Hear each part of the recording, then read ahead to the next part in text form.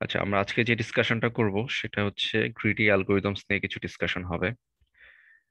তো greedy algorithm কি, বা কখন আমাদেরকে এই জিনিসটা চুজ করতে হবে, কোন কোন জিনিস থাকলে আমরা এটা চুজ করতে পারবো, ঠিক আছে, এই বিষয়গুলো নিয়ে আজকে একটু ডিটেলস আলোচনা করা হবে।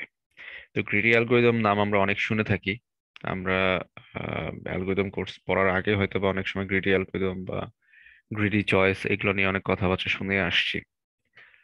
তো আমরা আজকে একটু ইন ডিটেলস দেখবো আর কি। তো প্রথমেই কথা আসবে, গ্রিডি বলতে আসলে আমরা কি বুঝি। তো নর্মালি গ্রিডির যে মানে সেটা হচ্ছে লোভীর মতো কিছু চিন্তা করা। তো গ্রিডি অ্যালগোরিদম আসলে এই কাজটাই করে যে আপনি লোভীর মতো চিন্তা করতে যাচ্ছেন, বা লোভীর মতো হচ্ছে যেটা আপনার জন্য সবচেয়ে ভালো এখন সেটা নিতে যাচ্ছেন। অর্থাৎ গ্রিডি অ্যালগোরিদমে যে কাজটা করা হয়, একটা পার্টিকুলার মোমেন্টে যে জিনিসটা সবচেয়ে বেশি ভালো মনে হয়, ঠিক আছে, সেই জিনিসটাকে পিক করার একটা টেন্ডেন্সি, এটাই হচ্ছে গ্রিডি। আপনি আগে পরে কি হবে সেটা ভাবতেছেন না, বা আপনার যে আসল গোল যেটা সেটা মিট করবে কিনা সেটা ভাবতেছেন না, কিন্তু আপনি যে মোমেন্টে আছেন ওই মোমেন্টে থেকে আপনার কাছে যেটা বেস্ট মনে হচ্ছে সেটাকে আপনি চুজ করতেছেন। এটাই হচ্ছে গ্রিডি চয়েস। তো এইটা আসলে যে কাজটা করে সেটা হচ্ছে লোকাল অপটিমালিটি তৈরি করে। অর্থাৎ আপনার পুরো প্রবলেমের স্ট্রাকচারটা না দেখেই সে হচ্ছে জাস্ট ইনস্ট্যান্ট যে ডিসিশনটা নেওয়া হচ্ছে সেই স্ট্রাকচারটাই সে শুধুমাত্র মেনটেন করে, যেটা কিনা হচ্ছে যে, আপনাদের লোকাল অপটিমাল যেটা চয়েস সেটা তৈরি হয়। লোকাল অপটিমা আর গ্লোবাল অপটিমার মধ্যে পার্থক্য আছে। একটা গ্রাফ আঁকাই তাহলে হয়তো বুঝতে পারবেন। মনে করেন এরকম একটা যে কোনো একটা সরল কি বলে ফাংশনের গ্রাফ আছে, ঠিক আছে। তো এখন এই পাশে হচ্ছে আমাদের ধরেন অ্যাকুরেসি ভ্যালু অথবা কোনো ওয়াই এর ভ্যালু আছে, আর এই পাশে হচ্ছে এক্স এর ভ্যালু বাড়তেছে। তো এইখানে অপটিমাল জায়গা হচ্ছে অনেকগুলা, যেমন এটা একটা অপটিমাল হতে পারে ম্যাক্সিমাইজেশন। যদি কোনো একটা প্রবলেমকে টার্গেট হয়, আমি একটা জিনিসকে ম্যাক্সিমাইজ করব, তখন এইটা একটা অপটিমাল জায়গা হতে পারে। আবার এইটা আর একটা অপটিমাল জায়গা হতে পারে, এইটা আর একটা অপটিমাল জায়গা হতে পারে। সো ম্যাক্সিমাইজ করা মানে হচ্ছে আমাদের আহ, সবচেয়ে বড় ভ্যালুটা নেওয়া। এখন আপনি অ্যাট দ্য মোমেন্ট এই এক্স এর ভ্যালু যখন, ধরেন কথার কথা ধরলাম 10, এই 10 যখন এক্স ভ্যালু ছিল তখন হয়তো বা এটা এই জায়গাতে ছিল। তো এখন এই 10-এর আশেপাশে যে বিষয়গুলো ছিল সেটার মাঝখানে আপনার এই পয়েন্টটা চুজ করাটাই হতো বা মনে হচ্ছে যে ভালো একটা চয়েস হচ্ছে, ঠিক আছে। তো এটা কিন্তু এই এইটুকু রেঞ্জের হচ্ছে লোকাল অপটিমাল, মানে এই পয়েন্টে সবচেয়ে বেশি ভ্যালু আছে এই জায়গাতে। এই রেঞ্জের মধ্যে ধরেন রেঞ্জের নাম দিলাম 5 থেকে 15। এই 5 থেকে 15 রেঞ্জের মধ্যে 10 যেটা ভ্যালুটা, এক্স এর ভ্যালু যখন 10 তখন ওয়াই এর ভ্যালু হয়তো বা সর্বোচ্চ, ঠিক আছে। এটা হচ্ছে এই 5 থেকে 15-র লোকাল অপটিমা। কিন্তু আমি যদি পুরো প্রবলেমটা একটু চোখে দেখি, পুরো প্রবলেমটা দেখলে কি মনে হচ্ছে, গ্লোবাল অপটিমা কি এটা নাকি অন্যটা?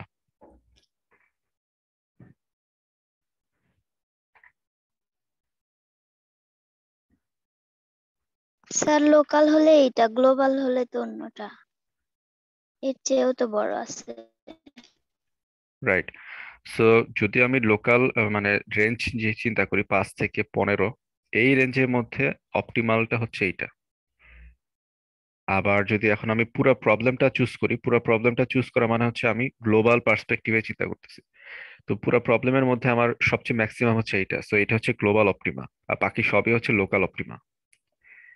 সো গ্রিডি চয়েস যে কাজটা করে শুধুমাত্র লোকাল অপটিমাল চয়েসটাকে নেয়, ঠিক আছে। মানে সে পুরো প্রবলেম দেখে না, জাস্ট একটা সার্টেন পোর্শন সে দেখে, সার্টেন ভাগ সে দেখে, সেই ভাগের মধ্যে কোনটা ম্যাক্সিমাম সেটা চুজ করা ট্রাই করে। সো এটা হচ্ছে গ্রিডি প্রবলেম।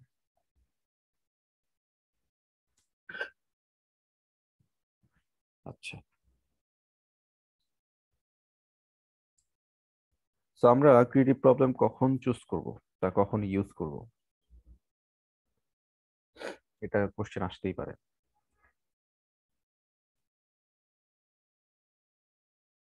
তো গ্রিডি প্রবলেম চুজ করার জন্য কিছু শর্ত আছে। তো সব শর্তগুলো আমরা একটু দেখি। প্রথমটা হচ্ছে গ্রিডি চয়েস প্রপার্টি থাকতে হবে। ঠিক আছে, গ্রিডি চয়েস প্রপার্টি কি? গ্রিডি চয়েস প্রপার্টি হচ্ছে a globally optimal solution can be arrived at by making a local optimal choice. মানে হয়তোবা আমরা একটা গ্লোবাল অপটিমাল রেজাল্ট পেতে পারি যদি আমরা লোকাল অপটিমাল সলিউশন গুলাকে মেক করতে থাকি।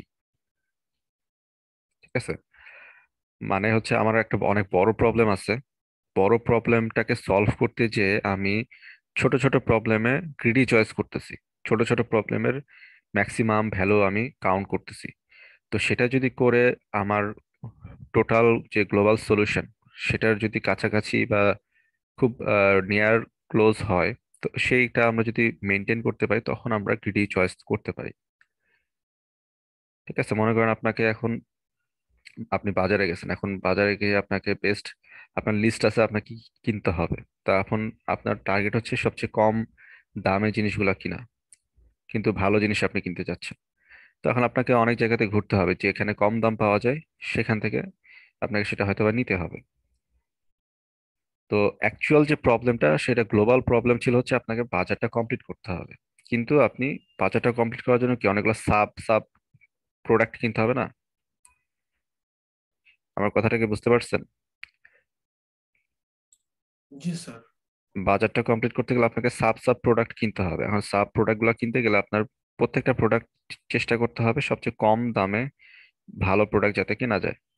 তো এইটা যদি এরকম হয় যে আপনি পুরো বাজারটা করতে চাচ্ছেন, কিন্তু আপনি প্রোডাক্টটা গুলা প্রত্যেকটা প্রোডাক্ট কম দামে কিনতে ফেলতেছেন কোনো না কোনো জায়গা থেকে, তাহলে আপনার আসল যে টার্গেট সেটা হয়তো বা ফুলফিল হইতে পারে।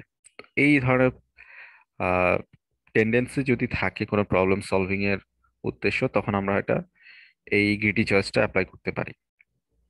এটা হচ্ছে এক নাম্বার পয়েন্ট। সেকেন্ড পয়েন্ট আছে, সেকেন্ড পয়েন্টটা হচ্ছে অপটিমাল সাবস্ট্রাকচার প্রপার্টি। অপটিমাল সাবস্ট্রাকচারটা হচ্ছে আমার যে বড় প্রবলেম আছে, ওই বড় প্রবলেমকে যখন আমি ছোট ছোট প্রবলেমে ভাগ করে ফেলবো। ঠিক আছে, আমি যখন বড় প্রবলেমকে ছোট ছোট সাব প্রবলেমে ভাগ করে ফেলতেছি, তখন ওই প্রবলেমগুলোর মধ্যে একটা কমন বৈশিষ্ট্য থাকতে হবে।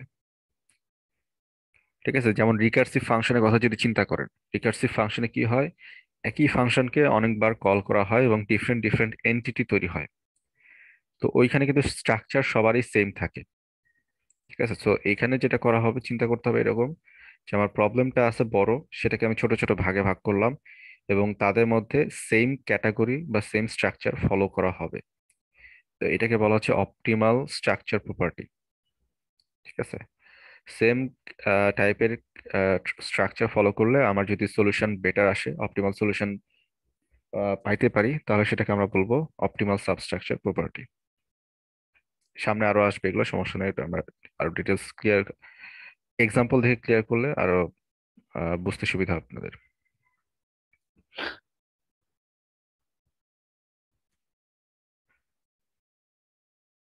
তো আমাদের গ্রিডি অ্যালগোরিদম যখন আমরা চুজ করব, তখন আমাদের যে কাজটা করতে হবে, প্রবলেমটাকে আমাদের আগে বুঝতে হবে যে আমরা এটাকে কি ভাগ করতে পারবো কিনা, ছোট ছোট সাব প্রবলেম ভাগ করতে পারবো কিনা। যদি পারি, তাহলে আমাদেরকে চুজ করতে প্রুফ করতে হবে যে আমাদের এখানে গ্রিডি চয়েস আসলেই আছে কিনা। এই দুইটা জিনিস আমাদেরকে খেয়াল রাখতে হবে। প্রথম কথা হচ্ছে যে আমাদের ছোট ছোট সাব প্রবলেমে আমরা ভাগ করতে পারতেছি কিনা। যদি পারি, তখন আমাদের চেক করতে হবে এদের মধ্যে গ্রিডি চয়েস অ্যাপ্লাই করা যায় কিনা। ঠিক আছে, এই দুইটা জিনিস আগে আমাদেরকে গ্রিডি অ্যালগরিদম ডিজাইনে কনসিডার করতে হবে। আর একটা আছে, সেটা হচ্ছে অপটিমাল সাবস্ট্রাকচার। তো গ্রিডি চয়েস যদি প্রমাণ করতে পারি, সেটা আসলে অপটিমাল সাবস্ট্রাকচারের উপরেই প্রমাণিত হবে। সো এই তিনটা ক্যাটাগরি আসলে আমাদেরকে মেনটেন করতে হয়। এই 2 নাম্বার এবং 3 নাম্বার আসলে ডিপেন্ডেন্ট একটার সাথে আরেকটা। দেখেন, আমরা একটা এক্সাম্পল নিচ্ছি। এক্সাম্পলটা হচ্ছে কয়েন চেঞ্জ প্রবলেম। তো প্রবলেমটা আসলে কি সেটা আগে আমরা একটু দেখি। তো প্রবলেমের ইনস্ট্যান্স মানে যে ডেটাগুলো আছে সেটা হচ্ছে আপনাকে কয়েন, যেহেতু আমাদের কয়েন চেঞ্জ প্রবলেম এটা, মানে মেকিং চেঞ্জ, সো এখানে আপনাকে কয়েনের কিছু ভ্যালু দেওয়া থাকবে। সেন্ট, ইউএস ডলারের যে কয়েনের সর্বনিম্ন ভ্যালু সেটা হচ্ছে সেন্ট। তো সেন্টের ওই অ্যামাউন্টগুলো দেওয়া থাকবে যেটা কিনা কাস্টমারকে রিটার্ন করতে হবে। আর প্রবলেমটা হচ্ছে do this using fewest number of coins, মানে আপনাকে একটা কয়েন চেঞ্জ করে দিতে হবে using fewest number of coins, যত কম কয়েনে দেওয়া সম্ভব হয়। যেমন আমরা এখানে ধরে নিচ্ছি যে আমাদের আনলিমিটেড নাম্বার অফ কয়েন্স আছে। ঠিক আছে, বিভিন্ন category unlimited number of coins আছে, যেমন 1 সেন্ট, 5 সেন্ট, 10 সেন্ট, 25 সেন্ট, $1, এইসবে অনেকগুলো কয়েন আছে আমাদের। তো এখন আমাদেরকে বানাইতে হবে হচ্ছে 5.64 ডলার। ঠিক আছে, $5.64 আমরা বানাবো। তো এখন আমাদের বানানোর জন্য যে টার্গেট সেটা হচ্ছে স্মলেস্ট নাম্বার অফ কয়েন্স, মানে আমাদের সবচেয়ে কম সংখ্যক কয়েন দিয়ে এটা বানাতে হবে।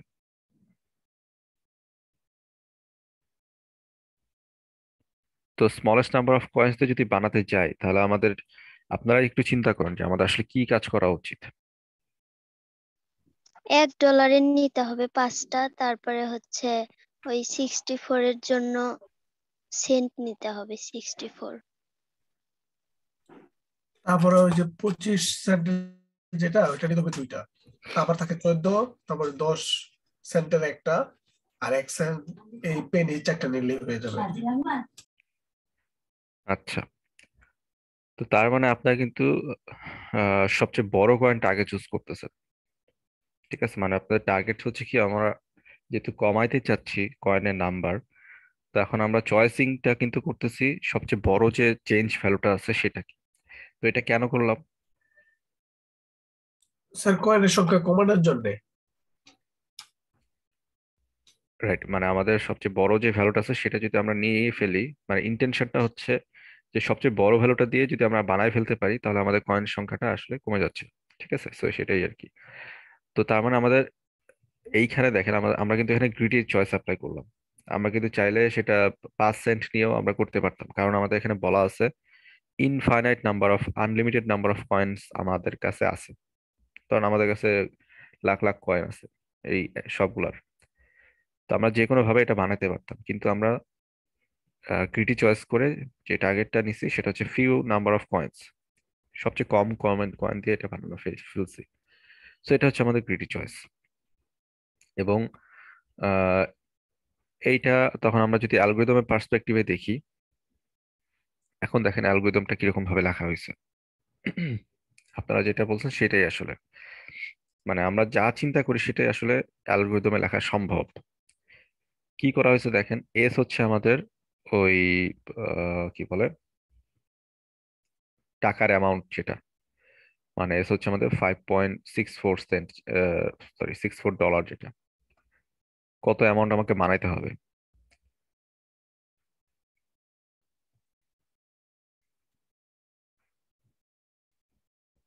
আচ্ছা, সো সি হচ্ছে আমাদের সবচেয়ে লার্জেস্ট, মানে সি হচ্ছে কয়েনের অ্যারে, যেখান থেকে আমরা কয়েন গুলাকে পিক করে ফেলতে পারবো এবং সেখানে আমরা সর্টেড করে নিব আগে। নিঃসন্দেহে আমাদের কয়েন গুলাকে আগে সর্ট করে নিতে হবে ভ্যালু অনুযায়ী, ডিক্রিজিং অর্ডারে।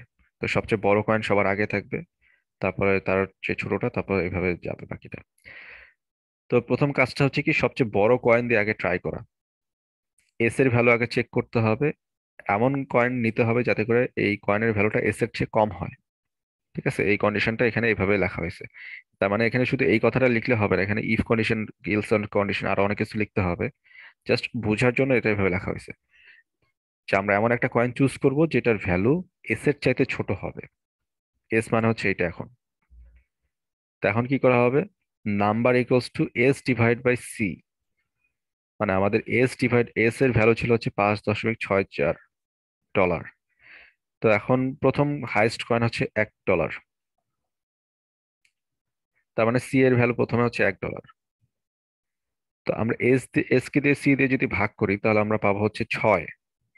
ঠিক আছে, ইন্টিজার ডিভিশন করলে এস কে দিয়ে আমরা যদি ভাগ করে ফেলি তাহলে পাবো 6। তো নামের মধ্যে পাবো 6, সরি 5 পাবো আর কি।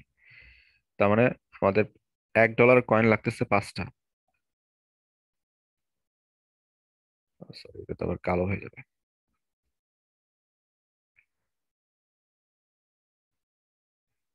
আমাদের $1 কয়েন লাগতেছে 5টা। এরপরে কি করতেছি আমরা, এটা তাকে দিলাম, ভালো কথা। এবং এই তখন যেহেতু আমরা $5 বানাই ফেলছি অলরেডি, সো তখন এস থেকে আমাদের ওই নাম্বারটা $5কে বাদ দিতে হচ্ছে, নাম্বার মাল্টিপ্লাইড বাই ডলার, মানে 5 মাল্টিপ্লাইড বাই $1। সো $5 বাদ দিয়ে দিলে এখানে থাকবে এস এর ভ্যালু হচ্ছে 0.64, তাই তো?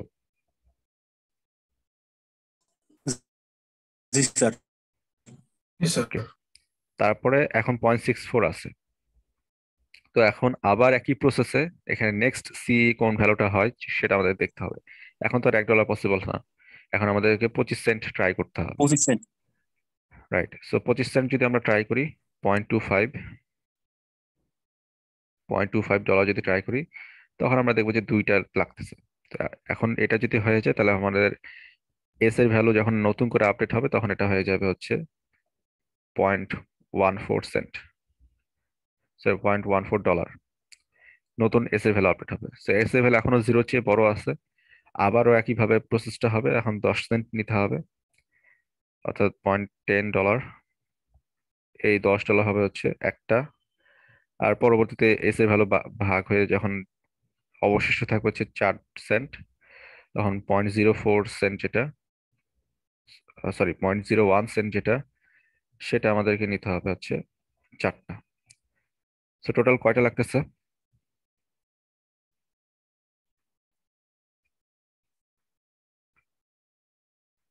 12। 12 কয়েন।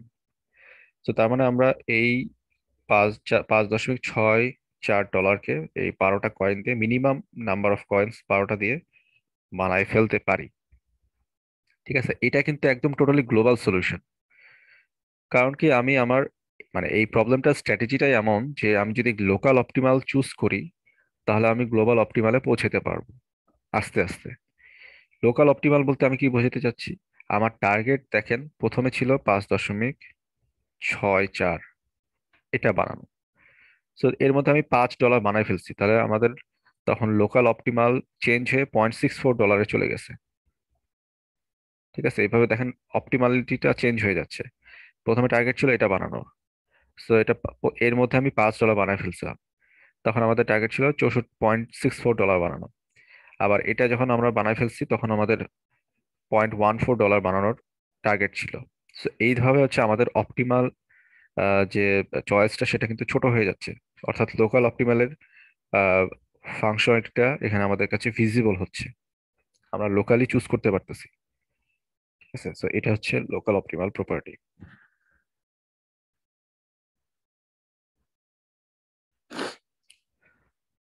রাইট, সো এরকম ভাবে যদি আমরা প্রত্যেকটা আহ, মানে যে প্রবলেমটা আমরা নিচ্ছি সেটাকে যদি আমরা এভাবে সলভ করতে পারি লোকাল অপটিমাল চিন্তা করে করে, এবং ফাইনালি যদি এটা আমাদের অ্যাকচুয়াল গ্লোবাল অপটিমাল সলিউশন দিয়ে থাকে, তাহলে এটা আমাদের পারফেক্ট গ্রিডি চয়েস বা perfect greedy problem solution. So greedy problem আসলে খুবই সহজ, যেমন এটাই দেখতে পাচ্ছি যে খুবই সহজ চিন্তা করে কাজটা করতে হচ্ছে। আবার নেক্সট এক্সাম্পল দেখি।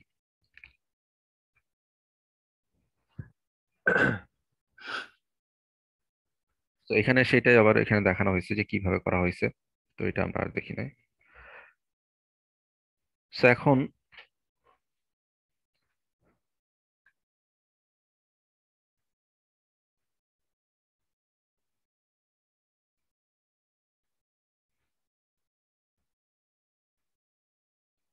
আচ্ছা, এই প্রবলেমের পুরো ডিসক্রিপশনটা কি এখানে দেওয়া আছে? কয়েন ভ্যালুটার এত এত এত, প্রপার্টি।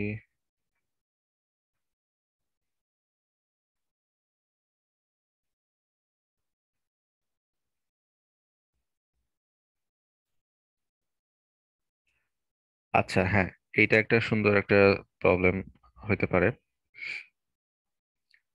যে আহ, আমি যদি এমন একটা কাজ করি, আম, যদি আমরা এরকম ভাগ না করে যদি বিয়োগ করতে থাকতাম তাহলে কি হইতো? মানে আমাকে বানাইতে হবে, মনে করেন, দেখেন এখানে একটা বোঝার জিনিস আছে। আমাকে বানাইতে হবে ধরেন $0.4, মানে 0.40, 0.40। আমার কাছে কয়েন আছে এইগুলা। এখন আমরা যদি ভাগ না করে যদি বিয়োগ করতাম তাহলে কি হইতো?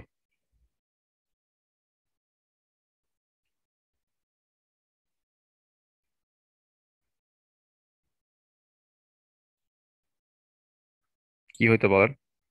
স্যার তাহলে আমরা র্যান্ডমলি এক একটা দিয়ে শুধু ভাগ দিতেই থাকি, বিয়োগ করতেই থাকতাম না না যতক্ষণ না, পর্যন্ত। র্যান্ডমলি কেন করবো? আমাদের তো টার্গেট হচ্ছে ম্যাক্সিমামটা আগে নেওয়া। আমাদের কয়েনের ভ্যালু হচ্ছে 3 সেন্ট আছে, তারপর হচ্ছে সরি $0.3, $0.2, $0.5 এভাবে আছে। ঠিক আছে, তো আমাদের টার্গেট কি? আমাদের টার্গেট হচ্ছে সবচেয়ে বড় যে কয়েনটা আছে সেটা আগে নেওয়া, যদি গ্রিডি চয়েস বলি। জি তাহলে স্যার। সবচেয়ে বড় কয়েন নিলে কি হচ্ছে? তাহলে স্যার সব থেকে বড় যেটা নিব সেটা থেকে বিয়োগ করতে থাকবো, আর প্রতিবার বিয়োগ করার পরে চেক করব যে আমার মূল অ্যামাউন্টটা ওটা থেকে বড় আছে কিনা বা সমান আছে কিনা। হ্যাঁ, সেটাই তো। আমরা প্রথমে হচ্ছে কি 0.3 যে ডলারটা, সেটা আমরা নিচ্ছি, তাই তো? জি স্যার। তো এটা নিলে কি হচ্ছে, আমাদের থাকতেছে $10, মানে $0.10। জি স্যার। তো এখন এই $0.10 করতে গেলে $20 তো নিতে পারবো না, আমাদের নিতে হবে হচ্ছে $0.5, $0.05 যেটা, সেটা আমরা নিতে পারবো। তো এটা আমাদের নিলে হচ্ছে $2, মানে দুইবার বিয়োগ হবে আর কি এখানে, তাই তো? তাহলে আমাদের কয়েন লাগতেছে এখানে একটা, আর এখানে লাগতেছে দুইটা। তো টোটাল 3টা কয়েন লাগতেছে যদি আমরা বিয়োগ করে করে কাজটা করতাম। জি স্যার। কিন্তু আসলে ঘটনাটা কি দেখেন, যে আমার $0.40 বানাতে হবে, কিন্তু যদি আমি $20 দুইটা কয়েন নিই তাহলে কিন্তু হয়ে যাইতো। ঠিক আছে। জি স্যার। তো তার মানে কি আমাদের, আমরা যে ইকুয়েশনটা লিখবো সেটাতেও কিন্তু একটা ব্যাপার স্যাপার আছে। আমরা কি বিয়োগ করে করে করতে চাচ্ছি নাকি গুণ করে না ভাগ করে করতে চাচ্ছি? তো আমাদের ইকুয়েশন ডিজাইন করাটাও কিন্তু একটা ফ্যাক্টর আছে এখানে। সো এটা হচ্ছে গিয়ে এই পয়েন্টটা ধরার জন্য এই কথা, এই স্লাইডটা দেওয়া আছে আসলে। আচ্ছা, তো এখন আমরা নেক্সট প্রবলেমে চলে যাই, ফ্র্যাকশনাল ন্যাপস্যাক। তো ফ্র্যাকশনাল ন্যাপস্যাকটা বলার আগে আমরা আসলে প্রবলেমটা বলি। মনে করেন আপনি আহ, মানে এটার প্রবলেম যে ফানি স্টেটমেন্ট যেটা, সেটা হচ্ছে একটা থিফ, বার্গলার কোনো একটা জায়গাতে যাচ্ছে। তো সে হচ্ছে কোনো একটা দোকান বা কোনো একটা মিউজিয়ামে যাচ্ছে। তো সে ব্যাগ ক্যারি করতেছে, সেখান থেকে সে চুরি করে নিয়ে চলে আসবে। তো তার টার্গেট হচ্ছে এমন কিছু জিনিসকে চুরি করা যাতে করে তার ব্যাগের যে সর্বোচ্চ ওয়েট ক্যারি করতে পারে সেটা যাতে এক্সিড না হয়। এবং তার যে আরেকটা কাজ সেটা হবে, সেটা হচ্ছে যে এই যেহেতু ওয়েটের কনস্ট্যান্ট আছে, মানে ওয়েট যেহেতু বাড়তে পারবে না ব্যাগের যতটুকু বহন করতে পারে তার চেয়ে, তো তাকে এমন ভাবে জিনিসগুলো চুজ করতে হবে যাতে প্রফিটটা ম্যাক্সিমাইজ হয়। মানে যাতে করে সবচেয়ে বেশি দামি জিনিসগুলো যাতে চুজ করে। ঠিক আছে। তো এটা হচ্ছে মানে ন্যাপস্যাক প্রবলেম, ফানি সেন্স। তো গোল আমরা সহজে বুঝতে পারতেছি, গোল হচ্ছে প্রফিট ম্যাক্সিমাইজ করা। কিন্তু কনস্ট্রেন্ট হচ্ছে, মানে কনস্ট্রেন্ট বলতে যেটা বোঝানো হচ্ছে শর্ত বা লিমিটেশন। শর্তটা হচ্ছে যে তার ব্যাগের যে ওয়েট ক্যারি করতে পারে তার চেয়ে বেশি হওয়া সম্ভব হবে না। ঠিক আছে, এটা হচ্ছে গিয়ে ন্যাপস্যাক প্রবলেম। তো আমরা এই অবজেক্টিভ ফাংশনকে এইভাবে দেখাইতে পারি। এখানে কি করা হয়েছে আমরা একটু অবশ্যই এক্সপ্লেন করব। প্রথমে আমরা এখানে বলতেছি ফ্র্যাকশনাল ন্যাপস্যাক। ফ্র্যাকশনাল ন্যাপস্যাক কেন বলা হচ্ছে সেটা আমরা যখন আমরা 0-1 ন্যাপস্যাক পড়বো ডাইনামিক প্রোগ্রামিং এ তখন সেটা বুঝতে পারবো আরো ক্লিয়ারলি। তো তারপর একটু জাস্ট এভাবে বলি, আপনি একটা প্রোডাক্ট যদি পুরোটাই আপনার ব্যাগের মধ্যে নিয়ে ফেলতে পারতেন তাহলে এটা হচ্ছে মানে কি ফুল, কোনো ফ্র্যাকশন করা হয় না, প্রোডাক্টের কোনো ফ্র্যাকশন করা হয়নি। যেহেতু ফ্র্যাকশন করা হয় নাই, তা আপনি তখন এটা ফুল নিয়ে ফেলতেছেন। হয় আপনি কোনো একটা প্রোডাক্ট নিবেন অথবা নিবেন না। ঠিক আছে, কোন একটা পার্টিকুলার প্রোডাক্ট আপনি নিবেন অথবা নিবেন না, এটাকে বলা হয় 0-1 ন্যাপস্যাক। হয় নিব না হলে না, এটাকে বলা হচ্ছে 0-1 ন্যাপস্যাক। কিন্তু এমন যদি হয় আপনি ওই প্রোডাক্টকে ভেঙে নিতে পারবেন, ঠিক আছে, একটা প্রোডাক্ট আছে, প্রোডাক্টকে ভেঙে কিছু অংশ আপনি এখানে নিতে পারবেন, তখন ওইটাকে বলা হবে হচ্ছে ফ্র্যাকশনাল ন্যাপস্যাক। বুঝতে পারছি 0-1 ন্যাপস্যাক এবং ফ্র্যাকশনাল ন্যাপস্যাকের পার্থক্য? জি স্যার। আচ্ছা, এটা আরো ক্লিয়ার হবে যখন আমরা কি বলে ডাইনামিক প্রোগ্রামিং পড়বো। তবে আপাতত যেটা বুঝি যে সংজ্ঞাটা বুঝলেই চলবে। তো একটা প্রফিট কিভাবে আমরা চিন্তা করব, সেটা হচ্ছে কোশ্চেন। তো কোন একটা জিনিসের কস্ট কত বা প্রফিট কত সেটা আমাদের বের করার জন্য দুইটা জিনিস লাগে। একটা হচ্ছে ওইটার দাম কত, এই বি মানে হচ্ছে দাম কত। তো দাম মাল্টিপ্লাইড বাই হচ্ছে ওই প্রোডাক্ট কয়টা নিছি বা ওই প্রোডাক্টের এই দামটা হচ্ছে পার ইউনিট দাম, আর ডাব্লিউ হচ্ছে ওয়েট। ঠিক আছে, দাম মাল্টিপ্লাইড বাই ওয়েট, এটা হচ্ছে আমাদের প্রফিট হবে। ঠিক আছে, আমি কত দাম, পার ইউনিট দাম কত মাল্টিপ্লাইড বাই হচ্ছে ওই প্রোডাক্টের ওয়েট কত, তাহলে আমার এটা হচ্ছে প্রফিট ক্যালকুলেশন হবে। এখন যেহেতু আমি এটা ফ্র্যাকশনাল নিচ্ছি, পুরাটা কিন্তু নিচ্ছি না, মানে ডাব্লিউ যদি কোনো একটা বস্তুর টোটাল ওয়েট হয়ে থাকে, এই পুরো বস্তুটার ওয়েট হচ্ছে ডাব্লিউ, আমি পুরোটা নিচ্ছি না, আমি নিচ্ছি এটার অংশ বিশেষ। তার মানে কি আমি কতটুকু অংশ নিছি সেটা আমাদেরকে বের করতে হবে না? আমার কথাটাকে ধরতে পারছেন? জি স্যার। তো আমি কতটুকু অংশ নিছি সেটা আমাকে বের করতে হবে। তার মানে ডাব্লিউ থেকে আমি মনে করেন যে আমি এক্স আই পরিমাণ ওয়েট নিছি, মানে আমার কাছে ছিল 10 কেজির একটা বস্তা ছিল, সেটা ভেঙে আমি 4 কেজির একটা বস্তা, মানে 4 কেজি প্রোডাক্ট নিচ্ছি সেখান থেকে, কথার কথা। তার মানে আমি কত অংশ নিচ্ছি ওই প্রোডাক্টের সেটা আমাকে বের করতে হবে, তো সেটাই হচ্ছে এক্স ডিভাইড বাই ডাব্লিউ, মানে কত অংশ নিছি, ওই প্রোডাক্টের 0.4 অংশ আমি নিছি আসলে। ঠিক আছে, মানে ওই প্রোডাক্টের মূল প্রোডাক্টের 0.4 অংশ, মানে এই 10 ভ্যালু এবং 4 ভ্যালু যদি কনসিডার করি, ওই প্রোডাক্টের 0.4 অংশ আমি নিছি। তাহলে এই 0.4 অংশ মাল্টিপ্লাইড বাই প্রতি ইউনিটের দাম, অর্থাৎ বি এর মান মনে করেন এখন আমার হচ্ছে প্রতি ইউনিটের দাম হচ্ছে 3 টাকা করে। ঠিক আছে, প্রতি ইউনিটের দাম মনে করেন 3 টাকা। তাহলে আমি যে 4 কেজি নিলাম, তাহলে 4 কেজি নিলে আমার কি বলে প্রফিট হচ্ছে এত টাকা। ঠিক আছে, তো এইটা হচ্ছে আমাদের এই ক্যালকুলেশনটা এখানে করা হয়েছে। এখন সামেশন কেন? এটা তো গেলে একটা প্রোডাক্টের জন্য। ঠিক আছে, ইকুয়েশন কিন্তু বোঝার অনেক কিছু আছে, আমি আবার এটাকে মুছে দেখাই।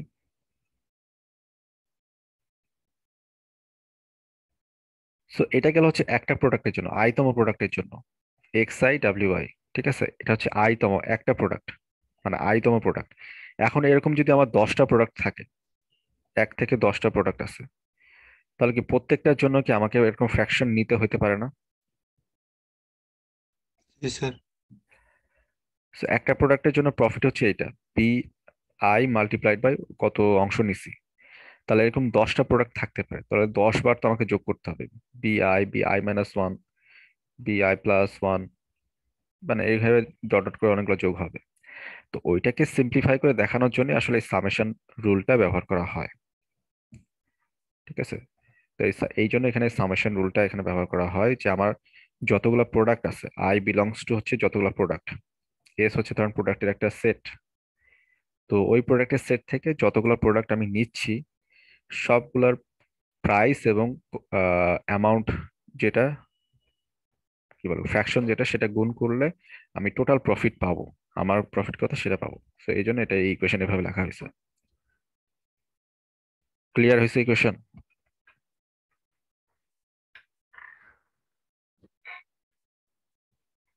কার কি বুঝতে অসুবিধা আছে এই ইকুয়েশনটা?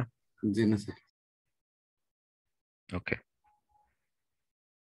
আচ্ছা, তাহলে এটা গেল হচ্ছে আমাদের অবজেক্টিভ। মানে আমাদের অবজেক্টিভ হচ্ছে প্রফিটকে ম্যাক্সিমাইজ করা, যে ম্যাক্সিমাইজেশন অবজেক্টিভ। এবং আমাদের কনস্ট্রেন্ট কি সেটা আমাদের দেখতে হবে। আমাদের কনস্ট্রেন্ট হচ্ছে এই যে প্রোডাক্ট আমি নিচ্ছি, প্রোডাক্টের ওয়েট, যতগুলো প্রোডাক্ট আমি নিই, মানে আইতম প্রোডাক্ট যদি আমি নিই তাহলে সেই প্রোডাক্টের ওয়েট হচ্ছে এক্সআই। আর আমাদের ব্যাগের, আমি যে ব্যাগটা নিয়ে আসলাম সেই ব্যাগের টোটাল ধারণ ক্ষমতা হচ্ছে ক্যাপিটাল ডাব্লিউ। ঠিক আছে, সো এরকম যদি আমি আমার যে যতগুলো প্রোডাক্ট ছিল সবগুলা যদি নেই, সবগুলোর ফ্র্যাকশন যদি আমি নেই, 10টা প্রোডাক্টের ফ্র্যাকশন আমি নিচ্ছি, তো অবশ্যই তাদের সামেশন, ওয়েটের summation should not exceed my capacity. ঠিক আছে, মানে ওই প্রোডাক্টের যে অংশ আমি নিচ্ছি সেটা যাতে আমার ব্যাগ যতটুকু ওয়েট ক্যারি করতে পারে, ধরেন আমার ব্যাগ 20 কেজি ওয়েট সর্বোচ্চ ক্যারি করতে পারবে, তো আমার ক্যাপিটাল ডাব্লিউ হচ্ছে 20 কেজি। সো আমার যে ফ্র্যাকশন গুলো নিচ্ছে প্রোডাক্টের সেটা যাতে 20 কেজি অতিক্রম না করে। এটা হচ্ছে কনস্ট্রেন্ট, মানে শর্ত। ঠিক আছে, সো আমার টার্গেট হচ্ছে এইটা, এবং শর্ত আমাদেরকে মেনটেন করতে হবে এইটা। সো এইটা হচ্ছে গিয়ে knapsack problem, fractional knapsack problem. আর স্মল ডাব্লিউ আই হচ্ছে আমাদের ওই তম প্রোডাক্টের ওয়েট যেটা, সেটা আমরা এক্সাম্পল দেখি তাহলে আর একটু ক্লিয়ারলি বুঝতে পারবো।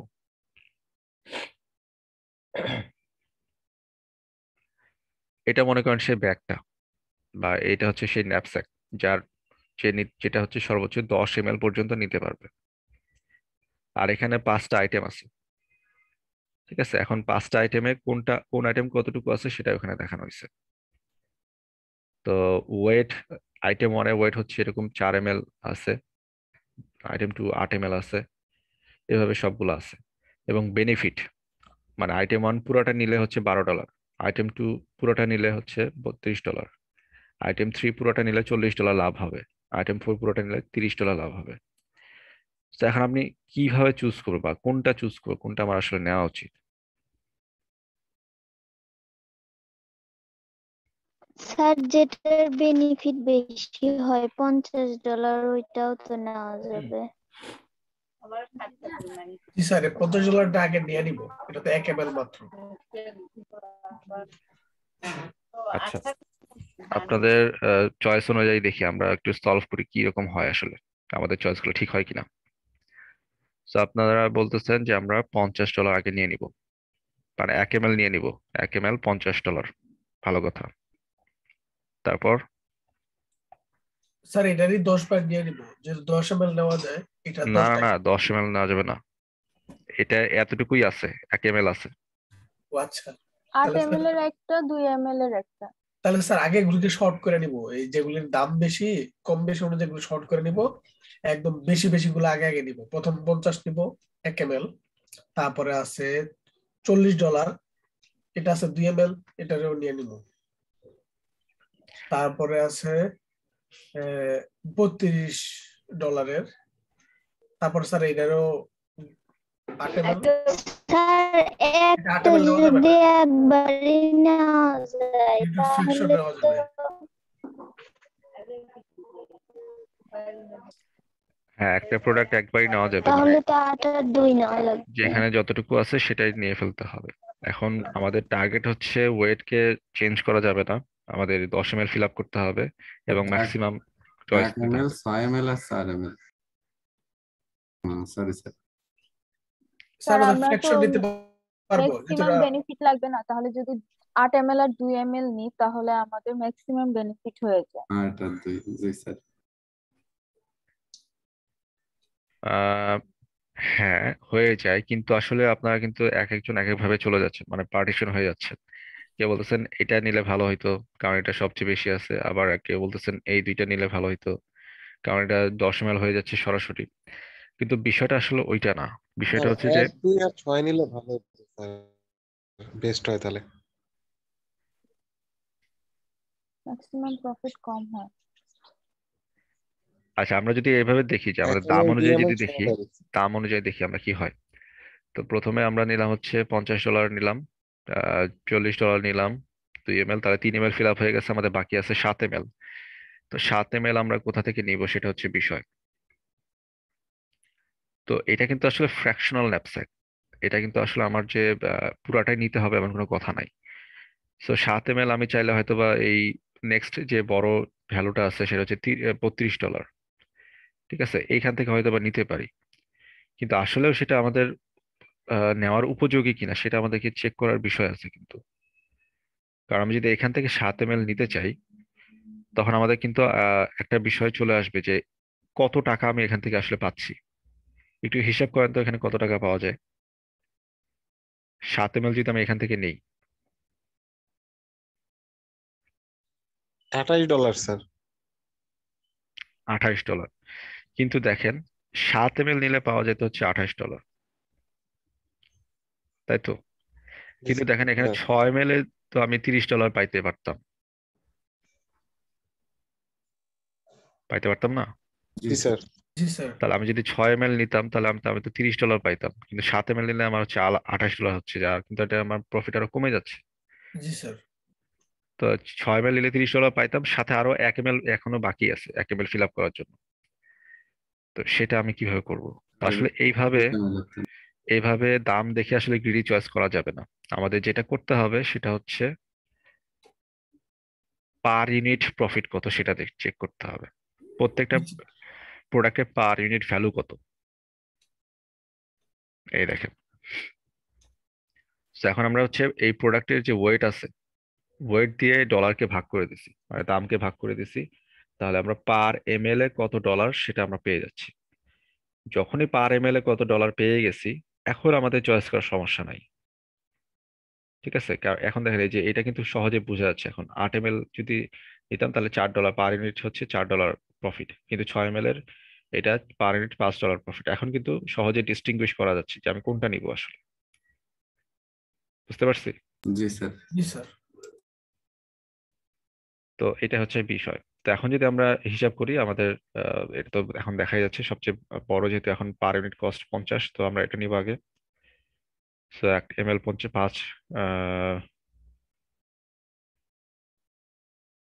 1 ml পুরোটা নিয়ে ফেলাম $50। এরপর হচ্ছে 2 ml। নেক্সট হচ্ছে 2 ml পুরোটা নিয়ে ফেলবো, কারণ আমাদের জায়গা যেহেতু আছে। তাহলে 3 ml গেল $40। এরপরে 6 ml 6 ml। এর এটা হচ্ছে আমাদের $30, পুরোটা নিয়ে ফেলতে পারবো। তো 9 ml হয়ে গেছে। এখন আরো 1 ml নেওয়া যাবে। এই আট 1 ml টা থেকে 8 হয়তোবা ml থেকে। এইখান থেকে নেওয়ার অপশন আছে।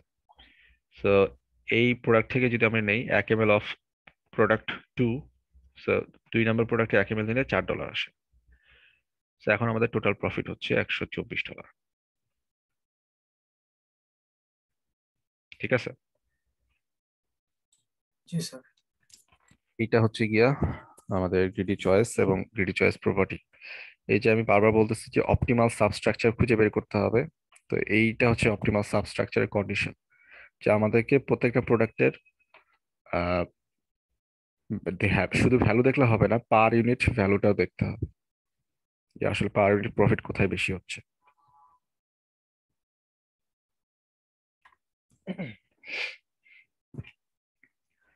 সো এটা হচ্ছে সেই অ্যালগরিদমের সুডোকোড, যেখানে প্রথমত আমাদের টার্গেট এখানে নেওয়া হয়েছে। এটা কি করতে হবে না করতে হবে, এখন এটাকে জাস্ট ফর লুপের মধ্যে বা হোয়াইল লুপ দিয়ে কিভাবে সলভ করা হচ্ছে সেটা হচ্ছে প্রথমে প্রত্যেকটা আইটেমকে আমরা নিব, প্রত্যেকটা আইটেমের পার ইউনিট কস্ট আমরা ক্যালকুলেশন করে ফেলবো। এই যে ভিআই হচ্ছে পার ইউনিট কস্ট, ঠিক আছে? আর স্মল ডাব্লিউ হচ্ছে আমি কারেন্ট কতটুকু ওয়েট নিছি, আর ক্যাপিটাল ডাব্লিউ হচ্ছে আমার ব্যাগের টোটাল ওয়েট কত, ব্যাগে টোটাল কত ওয়েট নিতে পারবে আর কি। তো এখন আমাদেরকে চেক করতে হবে কি পার ইউনিট কস্ট ধরে ধরে সবচেয়ে হাইস্ট ভ্যালু যেটা সেটা অনুযায়ী সর্ট করে ফেলতে হবে। তো remove the ith item with highest v i. আমরা প্রথম যে এলিমেন্টটা পাবো নাম্বার এলিমেন্ট, যেটার highest v i per unit cost, সেটাকে বের করে নিয়ে আসবো। বের করে নিয়ে আমরা ট্রাই করবো সেখান থেকে কতটুকু অংশ নেওয়া যায়, ঠিক আছে? কতটুকু অংশ নেওয়া যায় সেটা, যে এখানে ডাব্লিউ হচ্ছে ওই প্রোডাক্টের ওয়েট, ওই প্রোডাক্ট থেকে আমাদের এখন কারেন্ট ডাব্লিউ বাদ টাদ দিয়ে কিছু একটা করে, যেটা যদি নেওয়া যায় তাহলে নিব, না হলে না নিব, ঠিক আছে? সো আমরা কতটুকু ওই প্রোডাক্টে কত অংশ নিতে পারবো সেটা আমাদের এখানে চলে আসবে। আচ্ছা, এই হিসাবটা আমি একটু করে দেখাই। মনে করেন ইনিশিয়ালি স্মল ডাব্লিউ তো, আচ্ছা কালার চেঞ্জ করি। ইনিশিয়ালি স্মল ডাব্লিউ হচ্ছে আমাদের কতটুকু ওয়েট নিছি, ইনিশিয়ালি স্মল ডাব্লিউ হচ্ছে 0, আর ক্যাপিটাল ডাব্লিউ মনে করেন হচ্ছে কিছু একটা ভ্যালু আছে, ধরলাম 10 ml, ঠিক আছে? ক্যাপিটাল ডাব্লিউ হচ্ছে 10 ml, আর স্মল ডাব্লিউ হচ্ছে ইনিশিয়ালি 0। স্মল ডাব্লিউটাকে বোঝার জন্য আমি এখানে একটা কার্লি দিয়ে দিই। ওকে, এখন আমি প্রথমে যে হাইয়েস্ট ভ্যালুটা ছিল সেটাকে রিমুভ করব। $50 যে 1 ml ভ্যালু ছিল যেটা। তো এখানে আমাদের চেক করতে হবে মিনিমাম কোনটা, আমাদের WI মিনিমাম মানে আইতম প্রোডাক্টের ওয়েট মিনিমাম। আইতম প্রোডাক্টের ওয়েট ছিল 1 ml।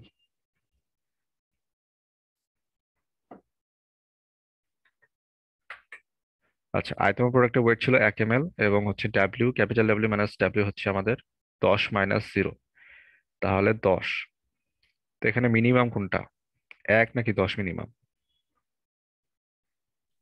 স্যার 1। 1 মিনিমাম, তার মানে এক্সআই হচ্ছে কতটুকু আমি নিব, কত ml আমি নিব। So, যেহেতু মিনিমাম হচ্ছে 1, মানে হচ্ছে পুরো প্রোডাক্টটাই নিতে হবে, মানে ডাব্লিউ এর ওয়েট 1, সো প্রোডাক্টটাই নিতে ফেলতে হবে। সো ওই প্রোডাক্টটা আমরা নিয়ে ফেলবো এবং ওটাকে আমরা কি বলে ডাব্লিউ এর সাথে যোগ করে দিব এবং এখান থেকে আবার ওটা বাদ দিয়ে দিব, কিছু একটা করবো। সো এইভাবে হচ্ছে আমাদের কাজটা করতে হবে। প্রতিবার আমাকে স্ক্যান করতে হবে সবচেয়ে হাইয়েস্ট পার ইউনিট কস্ট চার্জ, সেখান থেকে স্ক্যান করে আস্তে আস্তে সবচেয়ে কমের দিকে আগাইতে হবে এবং আমাকে প্রফিট সাথে সাথে ক্যালকুলেশন করে ফেলতে হবে আমি কতটুকু নিতে পারতেছি, কতটুকু নিতে পারতেছি না। প্রফিট ক্যালকুলেশন করার জন্য জাস্ট এই এই হোয়াইল লুপের মধ্যেই আমাদের এখানে ইকুয়েশনটা, এই যে এই ইকুয়েশনে এই অংশটা লিখতে হবে, প্রফিটের দাম কত, পার ইউনিট দাম কত, মাল্টিপ্লাইড বাই হচ্ছে কত অংশ আমি নিছি, এক্স ডিভাইড বাই ডাব্লিউ। ঠিক আছে, প্রত্যেকটা প্রোডাক্টের জন্য এই ইকুয়েশনটা ইউজ করে আমাদের লুপের মাধ্যমে যোগ করে করে ফেলতে হবে। তাহলে আমাদের যখন ডাব্লিউ ফিল আপ হয়ে যাবে তখন আমরা এই সামেশনটা থেকে প্রোডাক্টের প্রফিট কত সেটা আমরা বের করে নিতে পারবো।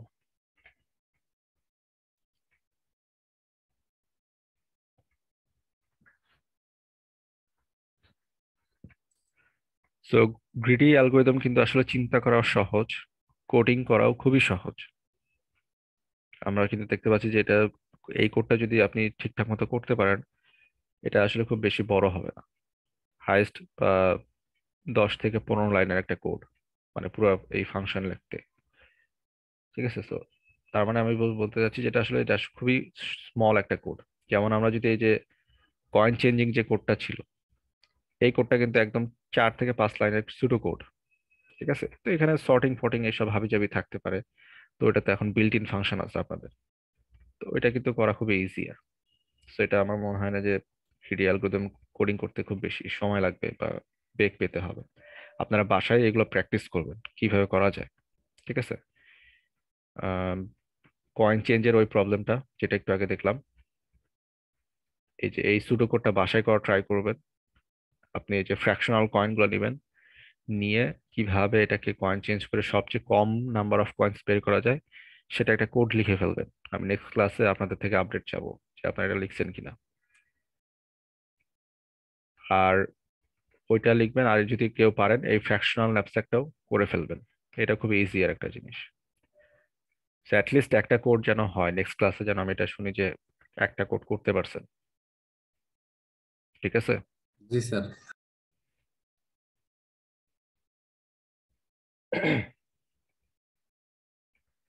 আচ্ছা, এখানে এখন ফ্র্যাকশনাল ন্যাপস্যাকের কিছু এক্সপ্লানেশন দেওয়া হয়েছে যে এটার কমপ্লেক্সিটি কিরকম হইতে পারে। তো মূলত আসলে এই ফ্র্যাকশনাল ন্যাপস্যাকের কমপ্লেক্সিটি ডিপেন্ড করতেছে ওই সর্টেড অ্যারেটার উপরে, মানে সর্টেড যে প্রোডাক্টের লিস্ট সেটার উপরে। তো আমরা অলরেডি জানি যে সবচেয়ে কম সর্টেড অপশন হচ্ছে, মানে সর্ট করার অপশন হচ্ছে এন লগ এন কমপ্লেক্সিটির, যেমন মার্জ সর্ট বা কুইক সর্ট। এটা নিয়ে আমরা নেক্সট ক্লাসে কথা বলবো। সো সবচেয়ে কম যদি আমরা কি বলে কমপ্লেক্সিটি চিন্তা করি তাহলে, মানে সর্টিং এর ক্ষেত্রে, তাহলে হচ্ছে এন লগ এন। এবং আসলে ফ্র্যাকশনাল অ্যাবস্ট্রাক্ট করতে আমাদের n log n টাইমই লাগে, এর চেয়ে বেশি খুব একটা লাগে না। কারণ সর্টিং হয়ে গেলে শুধুমাত্র লিনিয়ার সার্চ করে করে প্রোডাক্ট গুলাকে বের করে নিয়ে আসা, ঠিক আছে? সো এটা আসলে সর্টিং এই n log n, আবার তারপর হচ্ছে লিনিয়ার সার্চ করে নিয়ে আসাটা small n, capital small n আর কি, যেটাই বলো না কেন। তো এটার মধ্যে আসলে কোনো ডিপেন্ডেন্সি নাই, মানে ফার্স্টে তো আপনাকে সর্ট করতে হবে। তো সর্ট করতে গেলে লাগতেছে হচ্ছে big of n log n।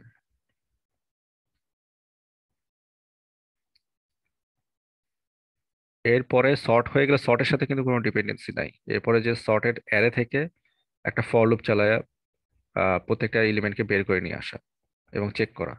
তো এই ফর লুপটা তখন দেখা যাবে যে big of n কমপ্লেক্সিটি লাগে। তো এই সর্ট এবং এই ফর লুপ এটার মধ্যে ডিপেন্ডেন্সি যেহেতু নাই, তাহলে এদের মধ্যে আসলে কি হবে, গুণ হবে না যোগ হবে? এই দুইটা যোগ। কমপ্লেক্সিটি যোগ যোগ, হবে স্যার। রাইট, যোগ হবে। সো যোগ হলে আসলে ওভারঅল কমপ্লেক্সিটি আমাদের এইটাই আসবে, big of n log n।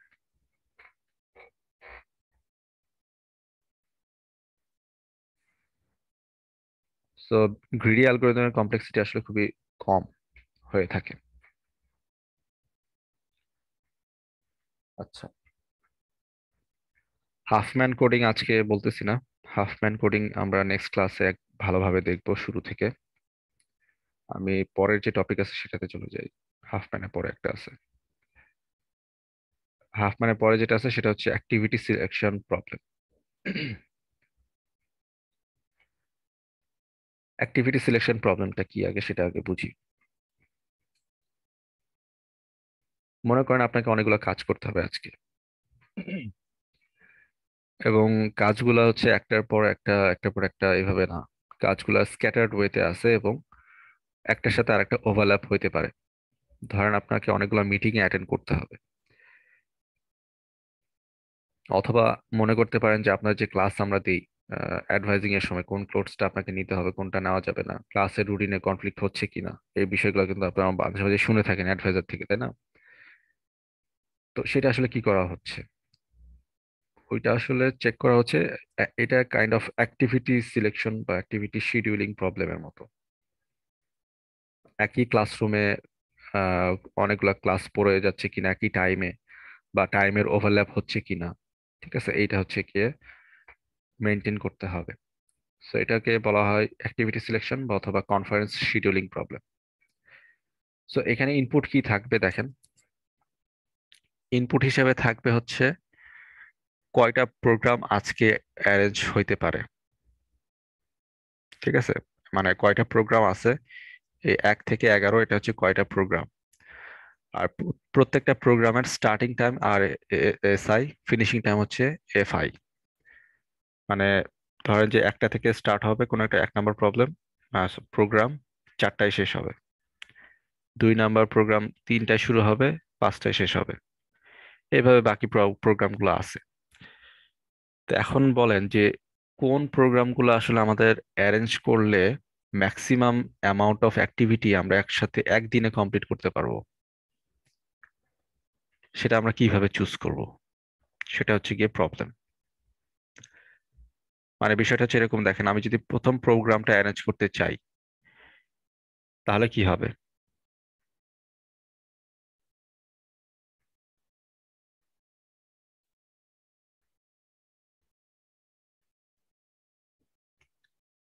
আমি এই রুমে হচ্ছে প্রত্যেকটা প্রোগ্রাম অ্যারেঞ্জ করতে চাই, তাহলে প্রথম প্রোগ্রামটা যদি অ্যারেঞ্জ করি, প্রথম প্রোগ্রামটা কয়টা থেকে কয়টা পর্যন্ত? 1টা থেকে 4টা। আচ্ছা, তো প্রথম প্রোগ্রামটা যদি আমি অ্যারেঞ্জ করে ফেলি বা অর্ডার দিয়ে অ্যারেঞ্জ করতে, তাহলে সেকেন্ড প্রোগ্রামটা কি অ্যারেঞ্জ করতে পারবো? জি না, জি না স্যার। কেন পারতেছি না? কারণ সেম স্যার টাইম যাচ্ছে। 4টা পর্যন্ত বুক থাকবে, সে 3টা বাজে ফাঁকা পাবে না। ওভারল্যাপ হয়ে গেছে। রাইট, সো এটা করা সম্ভব না। এখন পরেরটা, এটাও সম্ভব না। স্যার এটা পসিবল না। এটাও সম্ভব না স্যার। আচ্ছা তারপরেরটা জি স্যার, এটা এটা সম্ভব। পসিবল। সম্ভব, কারণ হচ্ছে আমাদের এন্ডিং টাইম এখানে দেখতে পাচ্ছি 5, স্টার্টিং টাইম 5টায়, কিন্তু এটার সাথে কনফ্লিক্ট হচ্ছে না। এটা কি সম্ভব হবে? জি না জি না। স্যার। হ্যাঁ স্যার। সম্ভব হচ্ছে না। তো এখন দেখেন আমরা 1টা থেকে 4টা, 5টা থেকে 7টা, এই দুইটা প্রোগ্রাম যদি নিয়ে ফেলি, আমাদের আবার কিন্তু এখন এই দুইটার ইম্প্যাক্টও চিন্তা করতে হবে। মানে আগে তো ছিল একটা প্রোগ্রাম চালু করতে পারছি, এখন যদি এই দুইটা প্রোগ্রাম করি তাহলে আমাদেরকে এই দুইটার শিডিউল কনসিডার করে বাকিগুলো আবার চেক করতে হবে। এটা কি সম্ভব? জি না, জি না স্যার। সম্ভব না। এটা জি না স্যার। আর এটাও সম্ভব না। এটা জি স্যার, এটা এটা পসিবল। এটা পসিবল। আচ্ছা, এটা পসিবল হতে পারে, কারণ হচ্ছে এটার স্টার্টিং টাইম হচ্ছে হয়তো বা 8টায়, কোনো কনফ্লিক্ট নাই। এরপর এটা এটা জি পসিবল স্যার, না। এটা পসিবল না, এটাও না, পরেরটা পসিবল। এটা পসিবল স্যার। আচ্ছা, তো আমরা দেখতে পাচ্ছি যে এখানে 4টা প্রোগ্রাম হয়তো বা অ্যারেঞ্জ করা পসিবল। এখানে এটা একটা, এটা আর একটা, এইটা আর একটা, এটা আর একটা। সো 4টা প্রোগ্রাম হয়তো বা অ্যারেঞ্জ করা পসিবল। এখন ঘটনা হচ্ছে যে এই সলিউশন যে আমার এই 4টাই এমনটা নাও হতে পারে, আরো অন্যরকম সলিউশনও থাকতে পারে। হয়তো বা 5টা প্রোগ্রাম অ্যারেঞ্জ করা পসিবল হইতে পারতো যদি আমরা অন্য কিছু চুজ করতাম।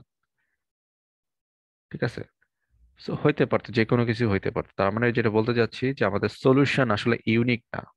আর আমরা যে আসলেই 4টা প্রোগ্রামে অ্যারেঞ্জ করতে পারবো, 5টা করতে পারবো কিনা সেটা কিন্তু আমরা আহ, এই যে স্ট্র্যাটেজি ফলো করলাম সেটাতে অনেক সময় নাও হতে পারে, মানে গ্যারান্টেড নাও হতে পারে আমরা সর্বোচ্চ প্রোগ্রাম ম্যানেজ করতে পারছি। তো এখন আমাদের কি করতে হবে সেটা হচ্ছে আমাদের মানে দেখতে হবে আমরা কি কি করতে পারি। তো আমাদের টার্গেট হচ্ছে কয়টা maximize number of program manage করতে পারি সেটা, এবং আমাদের ইনপুট থাকবে কি কি প্রোগ্রাম এবং তার টাইমিং কিরকম। ঠিক আছে, সো আমাদেরকে এটাকে ওভারল্যাপ ছাড়া প্রোগ্রামটা অ্যারেঞ্জ করতে হবে। সো এখন আমরা কিভাবে করতে পারি সেটা।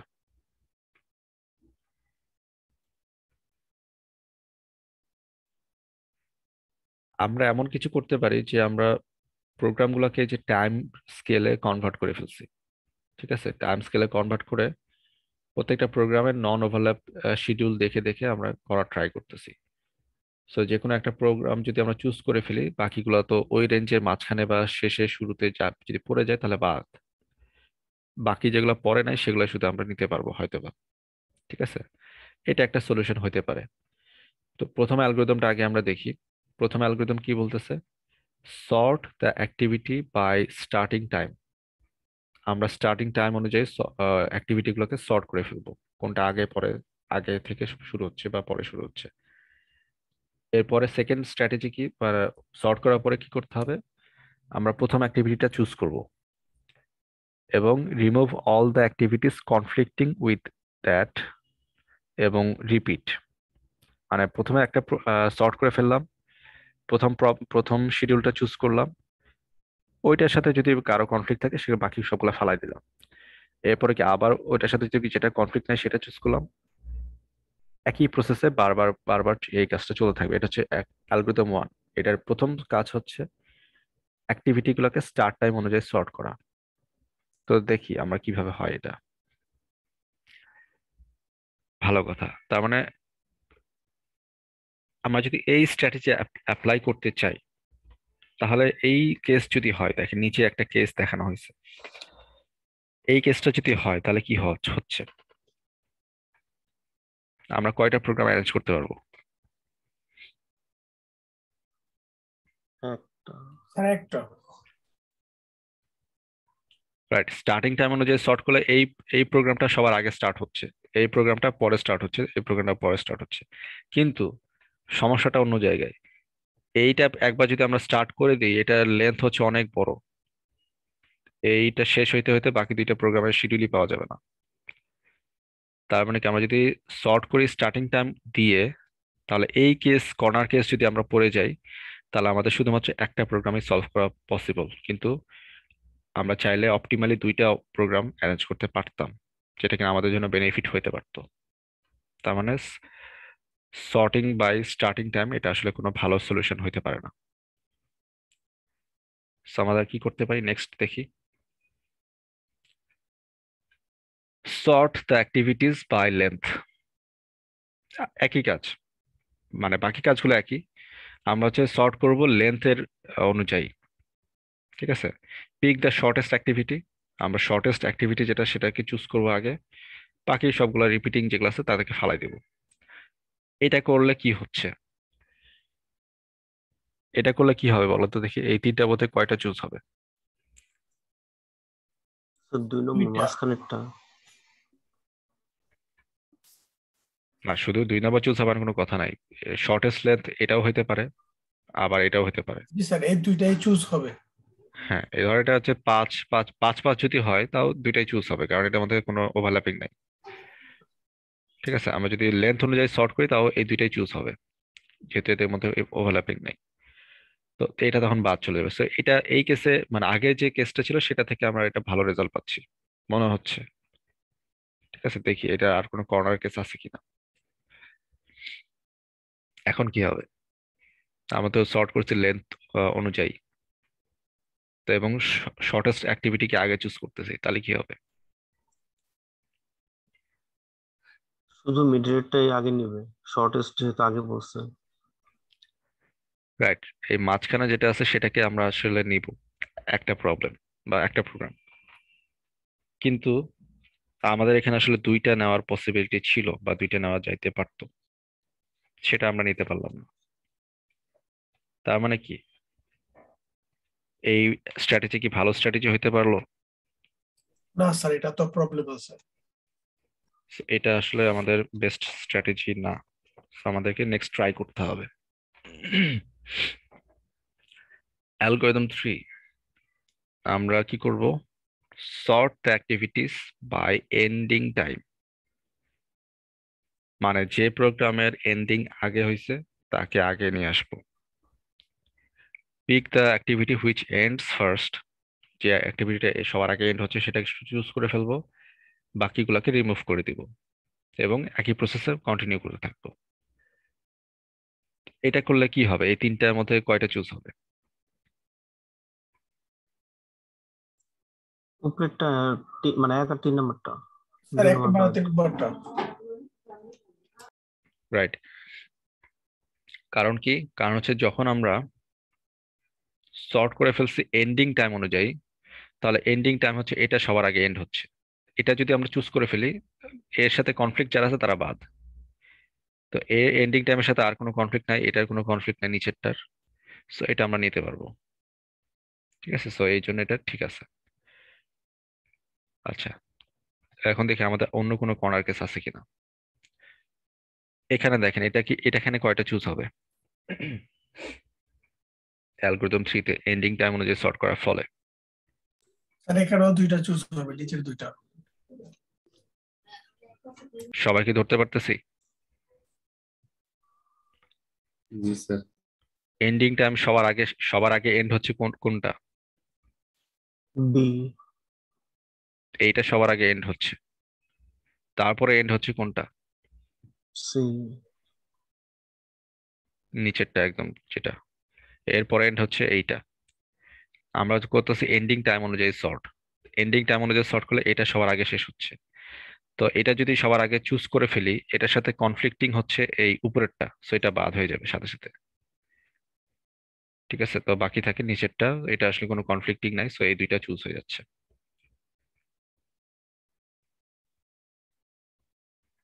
সো আমরা দেখতে পাচ্ছি আসলে অ্যালগরিদম 3 যেটা, আমরা যদি এন্ডিং টাইম অনুযায়ী সর্ট করি এবং ওই অ্যাক্টিভিটি যেগুলো আছে সবার আগে এন্ড হচ্ছে সেটাকে চুজ করে ফেলি, বাকিগুলো রিমুভ করে দিই, এটা আসলে আমাদের সবচেয়ে বেস্ট স্ট্র্যাটেজি হবে প্রোগ্রামকে শিডিউল করার জন্য। ঠিক আছে, সো এটার বেশ কিছু কথাবার্তা এখানে লেখা আছে, প্রোগ্রামের সুডো করে লেখা আছে, এটা আমি আর এখন বলতেছি না, আপনারা এটা বুঝে নেবেন। আমি জাস্ট সিমুলেশনটা দেখাই। এইখানে যে প্রোগ্রামটা দেওয়া আছে সেটা আবারও দেওয়া হয়েছে, কয়টা প্রোগ্রাম এবং তার শিডিউল টাইম কত। এটাকে আমরা হচ্ছে গ্রাফিক্যালি দেখব। এই যে প্রত্যেকটা প্রবলেমকে আমরা গ্রাফিক্যালি এখানে রিপ্রেজেন্ট করার ট্রাই করতেছি। ঠিক আছে, এন্ডিং টাইমের সর্টিং করে কোনটা আগে এন্ড হয়েছে সেটাকে সবার আগে আমরা নিয়ে আসব।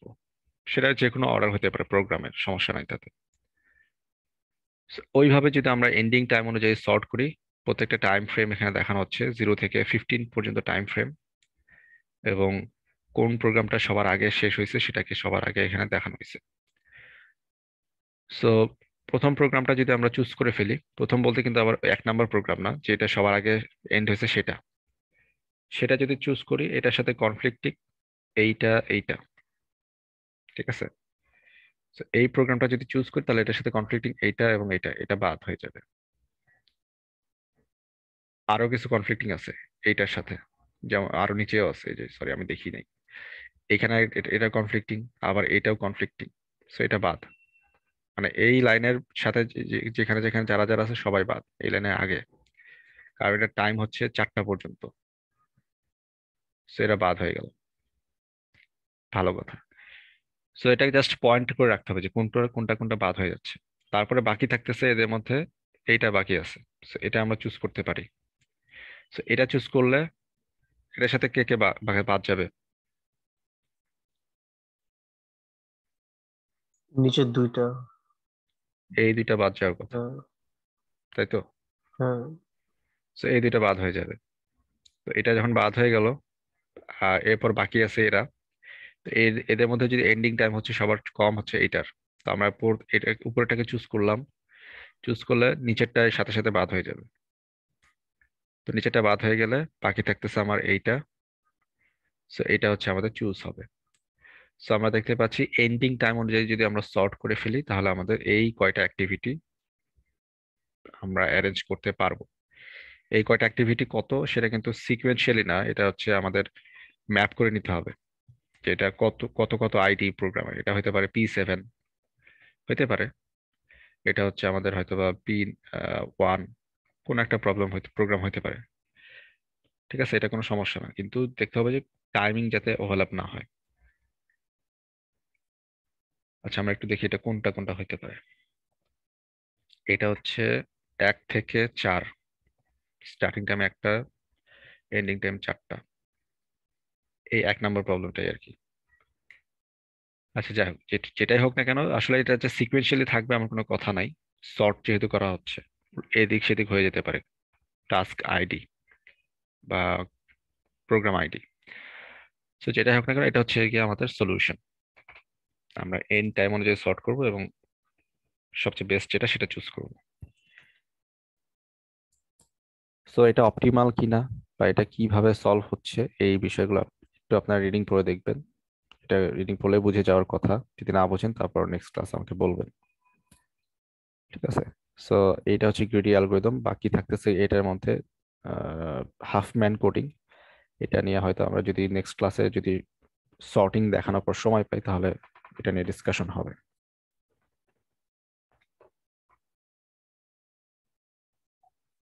আচ্ছা, সো গ্রিডি অ্যালগরিদম নিয়ে কোনো কোশ্চেন আছে কিনা? মানে আমরা যে টপিকগুলো পড়লাম, কয়েন চেঞ্জ, ন্যাপস্যাক, তারপর হচ্ছে অ্যাক্টিভিটি সিলেকশন।